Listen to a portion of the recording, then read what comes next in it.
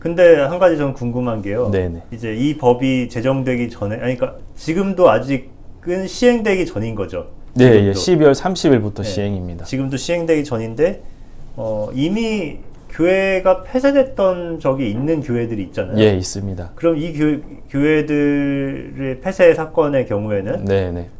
법적인 근거 없이 폐쇄를 했던 건가요? 그러니까 집합 금지에 따라서 그 집합 금지를 위반하거나 아니면 기존의 감염법 예방법에도 확진자가 발생하거나 뭐 하는 경우에는 지방자치단체장이 폐쇄를 할 수 있는 근거는 있습니다. 네. 그러나 그런 경우도 명확하게 확진자가 발생하거나 그런 경우에만 가능하고요. 네. 지난번에 고향에 있었던 운정참정교회처럼 네. 누군가가 민원을 제기해서 막 무섭다 아니면 나올 것 같다 네. 누군가가 위반한다라고 해서 폐쇄를 할 수 있는 게 아닙니다. 네. 예, 그런데 제가 정확하게 사실관계는 모르겠지만 네. 제가 듣기로는 확진자도 없고 아무것도 없었는데 네. 단지 민원을 많이 제기가 돼서 네. 폐쇄가 됐다라고 말씀을 제가 전해 듣기는 했는데요. 네. 그거는 굉장히 법을 잘못 적용한 거고 네. 나중에 그거는 국가 손해배상을 해서라도 네. 다 보상을 받으셔야 될 부분일 것 같습니다. 네. 근데 그때만 해도 이러한 이양 사망 사항이 없었고요. 네. 근데 이제는 아예 사망 사항이 규정이 만들어졌기 때문에 네. 언제든지 지방자치단체장이 교회를 폐쇄할 수 있는 가능성이 다 열려져 있는 네. 그런 사항입니다. 네. 지금 설명하신 법안의 경우에는 이미 제정이 돼서 네, 네. 시행을 앞두고 있는 법안이고, 네. 혹시 아직 이제 제정을 앞두고 있는, 제정을 추진하고 네, 네. 있는 법안들 중에 네. 또 좀 우려되고 있는 뭐 그런 것들도 있을까요? 네, 네.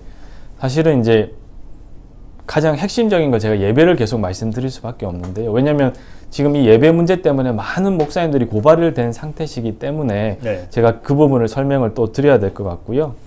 그냥 핵심적으로 말씀드리겠습니다. 지금까지는 목사님들께서 현장 예배를 드리셨을 때 네. 뭐 누가 뭐라고 하든 나의 신앙의 양심에 비추어서 예배를 드려야 되겠다. 성도님들도 다 같이 동의하셔서 진행을 하셨을 때 사실은 이제 벌금 300만 원까지 네. 처벌이 가능했습니다. 네, 지금까지 감염법 예방법에 따르면요. 네. 근데 저희가 지금 법안으로 올라온 내용들을 쭉 살펴보니까 지금 어디까지 법을 강화시켜 놨냐면 핵심적으로는 그렇습니다. 제가 구체적으로 누가 대표 발의했는지까지는 말씀을 안 드리겠는데요. 네. 지금은 어디까지 개정된 법이 올라와 있냐면 아직 개정은 안 됐지만 그 발의가 되어 있냐면 이 300만 원을 5년 이하의 징역 또는 5천만 원 이하의 벌금형으로 올릴 수 있게끔 처벌을 강화하는 법이 지금 올라와 있습니다. 네. 이 법은 지금 올라와 있고 여전히 지금 논의가 되고 있는 법이고요. 네. 없어진 게 아니고 현재 계류 중에 있습니다. 네. 가장 이제 핵심적인 부분은 이렇게 처벌을 강화함으로써 만약에 목사님들께서 예배를 더 드리시려고 한다든지 하게 되면 결국에는 구속이 될 수도 있고, 네. 예, 소위 말해서 진짜 뭐 이런 표현이 적절치 않지만 쇠고랑을 차실 수도 있는 네. 그런 이제 각오를 하시고 예배를 드려야 되는 사태가 발생할 수 있는 법안입니다. 물론 이 법은 지금 통과된 게 아니라 아직 국회 본회의에는 올라가지 않았고요. 네. 이 법안이 상정이 본회의에 상정된 건 아니지만 소관위원회에 심의가 올라와 있는 상태이긴 합니다. 이제 이게 가장 제가 봤을 때는 목사님들의 목을 죄는 네. 그런 법안으로 보이고요. 이거 말고도요. 방역 지침 준수했는지 여부를 확인하기 위해서 경찰을 대동해서 네. 물론 협조라고 되어 있지만 경찰력을 대동해서 교회에 들어갈 수 있는 권한을 또 이 감염법 예방법에 넣겠다는 법안들이 또 올라와 있습니다. 네. 그리고 역학조사를 방해한다든지 뭐 검사를 거부한다든지 하는 이런 기본적인 것들에 대해서도 아주 법을 강화해서 5년 이하의 징역 또는 5천만 원 이하의 벌금까지 네. 엄청난 이 형이 강한 것까지 지금 올려놓은 상태입니다. 네. 물론 이 법들은 통과된 게 아니라 지금 계류 중이라는 것을 다시 한번 말씀드릴 건데요. 네. 아무튼 이런 것처럼 예전에는 어찌 보면 내가 벌금을 감수하면서도 예배를 드리겠다 할 수 있었는데 이제는 네. 그게 아니라 목사님께서 감옥을 갈 정말 각오를 하시고 이제 예배를 드려야 되는 네. 그런 사태가 올 수도 있는 그런 상황입니다. 네. 해당 법원 내용이 위헌 소지는 없나요? 있다면 여기에 대해서 좀 기독 법률가들께서 네, 네. 좀 위헌 소송이라든지 이런 것들 하실 계획이 있으신지? 이제 뭐 당연히 이제 고발 당하신 목사님들이 이 부분들에 대해서 뭐 형사 소송도 진행 중이시지만 제가 제일 염려되는 것은 이제 12월 30일 이후에 정말 또 많은 교회들이 이 법안으로 인해서 시행될 법안으로 인해서 실제로 목사님들이 혹시라도 체포가 되시고 하실까봐 네. 그 부분이 제일 염려되는 부분인데요. 제가 다른 걸 다 떠나서 정말 이 말씀을 드리고 싶습니다. 보통 행정처분이라면 물론 재량이 있습니다. 충분히 행정청에서 코로나 사태가 급변하기 때문에 그에 네. 따라서 재량을 하는 것은 충분히 이해가 됩니다. 네. 하지만 이게 형벌적 기능이 들어가게 됩니다. 결국 형사벌이 되는데요. 이 형벌이 들어가게 되면 재형법정주의가 적용이 돼야 됩니다. 네. 재형법정주의 중에 제일 중요한 게 뭐냐면 예측 가능성, 즉 구성요건이라는 게 명확해야 됩니다. 근데 지금까지 저희가 뭐 예배 중지를 한다든지 비대면 예배를 전환한다든지 했을 때 뭐로 했었냐? 집합 금지 네. 내지는 집합 제한, 지금은 뭐 방역 지침이라고 되어 있는데요. 이렇게 해서 이걸 어기면 벌금, 이제는 더 나아가서 이걸 어기면 징역 이렇게 네. 되어 있습니다.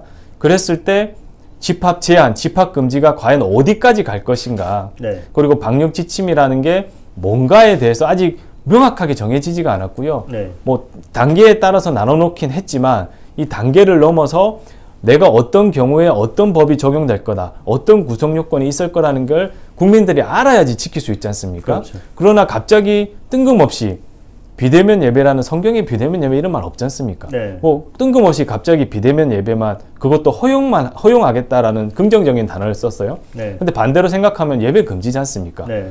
갑자기 집합 금지에는 예배 금지로 포함된다고 해석해서 교회에다가 예배 드리지 말아라고 지금 명령을 했습니다. 네. 그랬을 때 과연 어떤 교회가 그걸 예측을 했었겠느냐? 네. 전혀 못했죠. 그리고 본인들의 신앙 양심에 반한다고 생각하는 목사님들은 뭔 소리냐, 말이 안 된다. 나는 네. 예배를 드려야 되겠다라고 해서 지금 그걸 가지고도 다투고도 계시는데요. 네. 아무튼 재형 법정주의라는 것은 구성 요건을 명확하게 누가 봐도 물론 뭐 세세 다 적을 수는 없겠죠. 하지만 어느 정도 예측을 가능해야 되는데 네. 이 감염법 예방법상의 이러한 추상적인 단어들, 집합 제한, 네. 집합 금지, 방역 지침이라는 게 고무줄처럼 늘어났다 줄어들다 하다 보니까 내가 언제 어떻게 이 구성 요건을 어길지 안 어길지를 알 수가 없습니다. 판단을 네. 못 한다는 거죠. 그래서 저희는 이 구성 요건의 명확성에 있어서는 정말 이 위헌적인 요소가 제일 크다라고 보고 있고요. 네. 그리고 또 하나는 이제 평등원칙 위반인데요. 제가 이제 서울시에서 이번에 2.5단계 실시하는 것들 코로나19 관련해서 쭉 한번 읽어봤습니다. 네. 전 너무 좀 가슴이 아팠던 게 네. 목사님들이 한국 교회에서 성도들이 온라인 예배는 도대체 예배라고 생각이 안 돼서 나는 나가서 예배를 드려야 되겠다는 그 신앙 양심, 네. 종교적 양심을 가지신 분들, 그리고 종교의 자유를 가지신 분들이 모여서 예배를 드리겠다는데 네. 그거를 못하게 막으시는 거잖아요. 네. 그러면 그에 합당한 근거가 있어야 되지 않습니까? 네. 예를 들게 되면 과학적인 근거라든지 네. 다른 시설과의 합리적으로 봤을 때 누구나 다 그럴 수밖에 없구나라는 것을 이해를 시켜 먼저 주셔야 되는데 네. 지금 이해가 안 되는 상태에서 무조건 명령이 나와 버린 거거든요. 네. 근데 저뿐만 아니라 저도 뉴스를 찾아보면 네. 많은 분들이 그런 생각을 하시는 것 같아요. 뭐 네. 학원 하시는 분들, 여러분들이 왜 나는 안 되느냐. 네. 예. 똑같이 모든 국민들이 그런 생각을 하고 있는 것 같아요. 네. 그럼 그에 따른 합당한 이유를, 네. 근거를 좀 설명을 자세하게 해주셔야 되는데 네. 그런 거 없이 지켜, 모이지 마, 하지 마, 네. 그리고 어겨 과태료, 벌금, 징역. 이게 진짜 자유민주주의가 맞나? 네. 정말 대한민국이 어디로 가려고 하는 건가? 물론 코로나로 인해서 정말 안 퍼져야죠. 뭐 우리가 네. 지금 잘 모르는 병이었기 때문에 지금까지는. 그러나 지금까지 밝혀진 병에 따르면 네. 뭐 치사율이라든지 치명률이 그렇게 높지 않다는 게 많이 밝혀지고 있지 않습니까? 네. 물론 이제 걸려서 힘들어하시는 분들도 있지만 뭐 일반 독감에 지나지 않는다라고 생각하시는 분들도 많으시더라고요. 네. 특히나 이제 감염법, 예방법 연구하시는 분들이 그런 말씀을 하세요.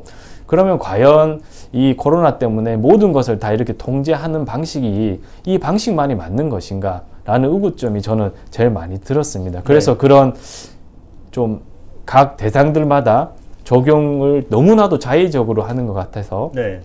평등 원칙에 반한다라고 생각하고요. 네. 그리고 지금 뭐 이렇게 수칙을 지키지 않았다고 해서 뭐 5년 이하의 징역 5천만 원 이하의 벌금을 하게끔 법안들이 많이 나와 있는데요. 네. 이 법안의 문제점은 그 감염법 예방법상에 이 정도 지금 형을 받으시는 분들을 제가 보니까 뭐 고위험 병원체 불법 반임을 했다든지 네. 뭐 생물 테러 감염법 병원체, 그러니까 소위 말해서 아주 고위험인 병원체를 갖고 들어와서 뭐 함부로 했다든지 취급했다든지 이런 분들이거든요. 네. 그 정도 수준하고 지금